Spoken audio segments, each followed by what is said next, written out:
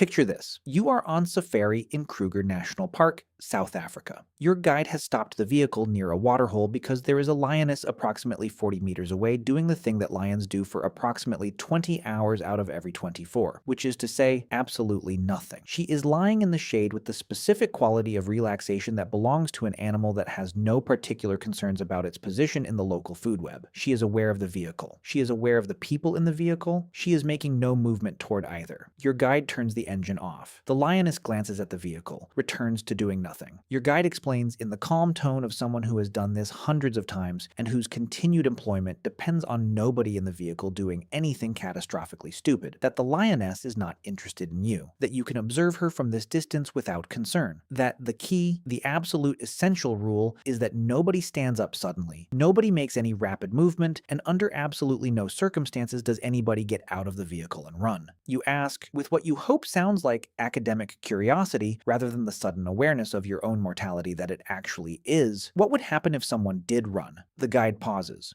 looks at the lioness, looks back at you, says, with the careful neutrality of someone choosing words that are simultaneously honest and not so alarming that they ruin the experience for everyone else in the vehicle. The outcome would be different. The lioness has not moved, but something about the scenario you have just been asked to imagine makes it feel like she is slightly more present in the conversation than she was 30 seconds ago. This scenario captures something that almost every person who has been in proximity to large predators has been told, and that very few people have had adequately explained to them. Why do predators attack when you run, and not, or at least not as reliably, when you stand still? Why does the act of running, which feels like the most instinctively correct response to danger, turn out to be precisely the thing that converts you from a large, potentially problematic organism that a predator is watching cautiously into a prey animal that the predator is now fully committed to pursuing? The answer reaches into predator neurology, prey detection systems, the evolutionary history of predator-prey relationships, the specific mechanics of how predators make hunting decisions, and the deeply counterintuitive reality that the most dangerous thing you can communicate to a predator is that you are afraid of it. And understanding that answer properly, not just as a survival tip, but as a window into the biological machinery underlying some of the most consequential interactions in the natural world, changes how you understand predators, how you understand prey, and how you understand your own nervous system's spectacularly unreliable advice in high-stakes situations. Start with the predator's decision-making system, because this is the foundation everything else rests on. Large predators, lions, tigers, leopards, bears, wolves, sharks, crocodiles are not making continuous, active decisions to attack everything in their environment. If they were, they would spend every calorie they acquired on the energetic cost of constant hunting attempts and would be in a state of perpetual injury risk from the dangerous prey animals that most successful hunts require confronting at close range. Predators are, instead, performing continuous cost-benefit analysis on every potential prey encounter, assessing the probability of a successful outcome against the energy cost of the attempt and the injury risk of the confrontation, and conserving their hunting effort for situations where the analysis produces a favorable result. The variables in this calculation include the size and apparent physical capability of the potential prey, the distance between predator and prey, the terrain and environmental conditions that would affect the pursuit, the predator's own current energy state and injury status, and, critically, the behavioral signals that the potential prey is producing. Among those behavioral signals, movement is the most immediate, most powerful, and most difficult to misinterpret. A potential prey animal that is moving rapidly away from the predator is producing the single behavioral signal most reliably associated across the entire evolutionary history of predator-prey interaction, with a prey animal that is frightened, that has assessed the situation as dangerous, and that is attempting to escape. That signal does not merely inform the predator that prey is present. It activates the predator's pursuit response at a neurological level that is below the threshold of deliberate decision-making. The pursuit response in predators is not a choice in the way that humans use the word choice. It is a triggered neurological program, a behavioral sequence that once activated runs with a momentum and urgency that overrides the more measured cost-benefit assessment that precedes it. The movement of fleeing prey activates visual motion detection systems that are specifically calibrated to the speed, pattern, and direction of prey animal escape movement, triggers the release of of neurochemicals associated with arousal and pursuit motivation, and initiates the coordinated physiological preparation for a high-speed chase, elevated heart rate, muscle activation, attention narrowing onto the fleeing target. This happens fast. In some predator species, the behavioral response to fleeing prey initiates within milliseconds of the movement being detected, before any deliberate assessment of the situation can occur. The evolutionary logic behind this rapid, somewhat automatic pursuit response is straightforward. In the ancestral predator environment, a prey animal that began running had almost always already assessed the situation as dangerous and was already moving at or near its maximum escape velocity. A predator that paused to carefully deliberate about whether to pursue was a predator that watched its meal disappear over the horizon while it was thinking about it. The predators that survived and reproduced in that environment were predators with pursuit responses fast enough and reliable enough to match the flight responses of their prey, and the result of millions of years of that selection pressure is a pursuit reflex that runs on a very short trigger, and that, once running, carries its own motivational momentum. Now examine the inverse. Why standing still works as well as it does, which is the part that feels most counterintuitive and most relevant to the safari scenario. The specific effectiveness of stillness in predator encounters depends on several overlapping mechanisms that together explain why a motionless human is a fundamentally different stimulus for a predator than a running human, even when the predator is fully aware that the motionless human is present. The visual systems of most large predators are specifically tuned for motion detection in ways that prioritize moving targets over stationary ones at the level of the visual cortex itself. Big cats, for example, have retinal architectures with high concentrations of motion-sensitive rod cells and visual cortex organization that is particularly efficient at processing movement-related visual information. In environments with complex visual backgrounds, grass, brush, dappled light, and forests, a stationary object that matches or partially matches the visual complexity of the background is much harder for the predator's motion detection-tuned visual system to lock onto than a moving object of equivalent size. Camouflage works by exploiting exactly this, disrupting the visual contrast that motion detection relies on, which is why motionless camouflaged animals are far harder to see than moving ones even when the camouflage is imperfect. For a human who is not camouflaged but who stops moving, this mechanism is less about becoming invisible and more about removing the visual signal that most powerfully activates the predator's pursuit response. The predator may be fully aware of the human's presence, maybe looking directly at them, but without the movement signal that activates pursuit, the encounter stays in the assessment phase rather than transitioning to the chase phase. The predator is deciding. And in the deciding phase, factors other than pure prey detection are operative. The predator's own risk assessment, the uncertainty about what exactly this large, unusual organism is, and how it would respond to a hunting attempt, and the fundamental predator conservatism about accepting unnecessary injury risk. Bears represent one of the most discussed and most counterintuitive cases of the standstill versus run dynamic, because bears are both large enough to be genuinely dangerous and common enough in certain human-occupied landscapes that encounters are not rare. The survival advice for encounters with grizzly bears, stand your ground, make yourself appear large, speak in a calm and steady voice, do not run, is so counterintuitive to the human instinct that it has to be explicitly taught and repeatedly reinforced, because the impulse to run from a large bear is essentially universal and essentially wrong. Bears are capable of running at speeds exceeding 50 kilometers per hour over short distances, which means a human running from a bear is a human who has communicated prey status and simultaneously removed any chance of outrunning the predator that has just been activated. The specific dynamic with grizzly bears is more nuanced than with pursuit predators like big cats, because grizzly bear aggression exists in distinct categories with different appropriate responses. A surprised grizzly that feels its space is being invaded is producing defensive aggression, for which the recommended response, playing dead, works by communicating that the threat the bear was responding to has been neutralized. A predatory grizzly that has identified a human as potential food is producing offensive aggression, for which the recommended response is active resistance, because submission in that context signals vulnerability rather than non-threat. Understanding which type of encounter you are in while a bear is moving toward you at considerable speed is the kind of cognitive challenge that makes bear country survival education considerably more complex than simple rules convey. By the way, if you want to go even deeper into the secret lives of ancient humans, I just launched a full course called The Secret Lives of Ancient Humans. 10 modules,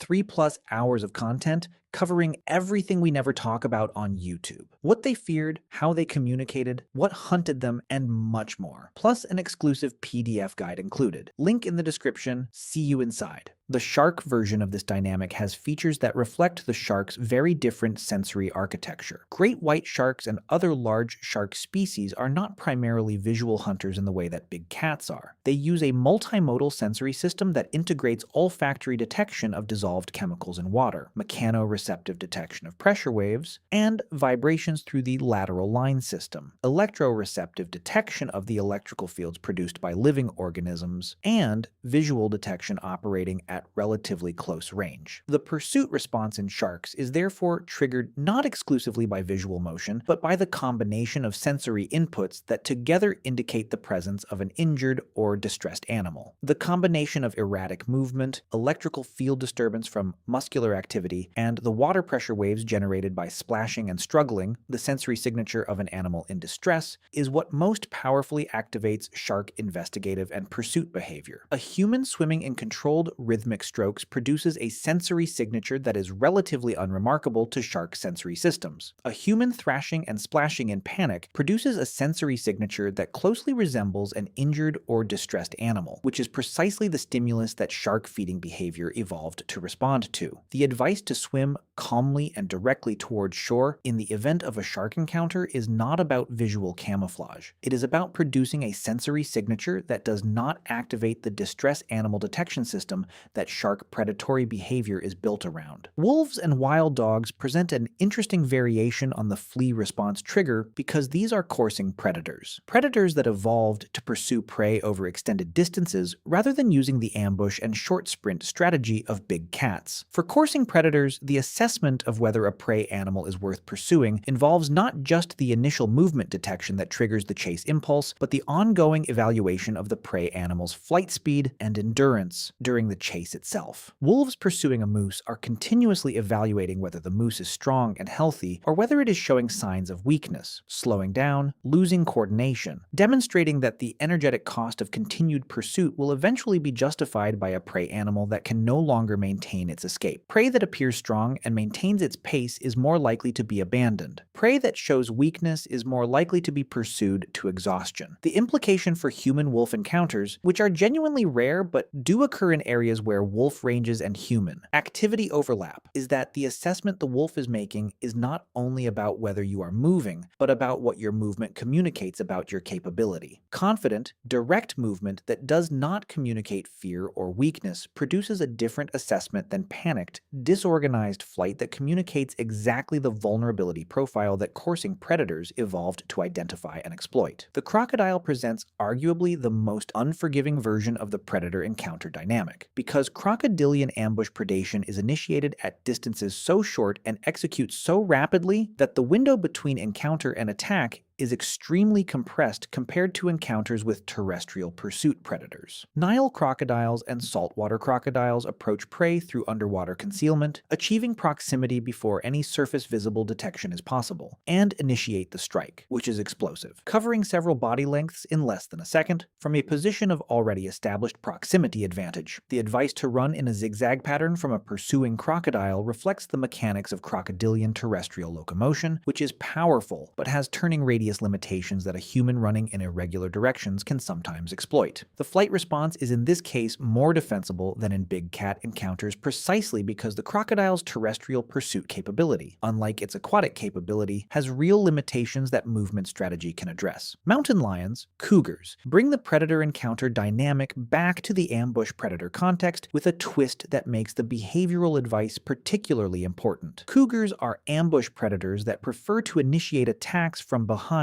and above. Their attack positioning preference is for the position that minimizes the prey's awareness and response time. Turning your back on a cougar, or crouching down to appear smaller removes the face-to-face confrontation that the cougar is trying to avoid with its positioning strategy. The maintained eye contact, the facing toward the cougar, and the behavior of appearing large that survival guides recommend for cougar encounters are specifically effective because they deny the cougar the positional and perceptual advantage that its ambush strategy depends on. A cougar that cannot get behind or above its target, that faces an organism maintaining direct eye contact and presenting itself as large and confrontational, is a cougar that has lost its primary tactical advantage and that the cost-benefit assessment is now running against. The neurological experience on the human side of these encounters is worth examining directly, because the human response to predator presence, the physical experience of fear that predator encounters produce, is itself a product of millions of years of predator pressure on ancestral human populations and is simultaneously very well designed and unreliable in important ways. The physiological fear response: elevated heart rate, adrenaline release, muscle activation, sensory sharpening, tunnel vision focusing on the threat, is the body's preparation for either fight or flight, and its evolutionary logic is impeccable. In an environment where the correct response to predator presence was often immediate, fast, decisive action, having a physiological system that prepared the body for that action before the conscious mind had fully processed the situation was a genuine survival advantage. The problem is that the flight component of the fight or flight response is what triggers the pursuit response in most large predators, making the body's default survival suggestion, run, the worst possible advice in most large predator encounter situations. The human nervous system evolved this response in environments where running sometimes worked, where terrain allowed escape that flat open ground does not, where social groups provided the kind of collective response that made individual flight less catastrophically isolating. In a modern encounter with a lion on flat ground, or a bear on a trail, or a shark in open water, the body's urgent recommendation to run is almost always wrong. The practical challenge this creates is profound, and explains why survival training for predator encounters focuses so extensively on override of the flight impulse, overriding a physiological response that is running at the intensity of it. Genuine predator encounter requires preparation, the deliberate establishment in advance of alternative behavioral programs that are available for deployment